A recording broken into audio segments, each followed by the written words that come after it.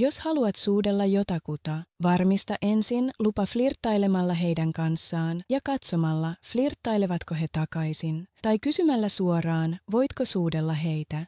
Kumarru sitten lähemmäs heitä ja kallista päätäsi hieman, jotta ette törmää neniinne. Sulje silmäsi, avaa suusi hieman ja anna huultesi koskettaa toisiaan luonnollisesti. Älä paina huuliasi liian kovaa aluksi. Jos ensimmäinen suudelma sujuu hyvin, ota kumppanisi alahuuli huultesi väliin niin, että huulenne sopivat yhteen. Siten liuuta kevyesti kieltäsi kumppanisi alahuulta pitkin.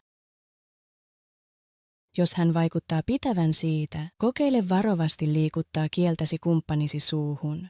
Etene hitaasti, äläkä kiirehdi. Muista hengittää nenän kautta suudellessasi, jotta et hengästy.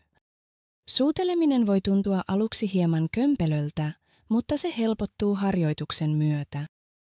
Jos tiedät, että aiot suudella jotakuta, laita huulirasvaa ja imeskele pastilli etukäteen, jotta huulesi ja hengityksesi ovat kunnossa.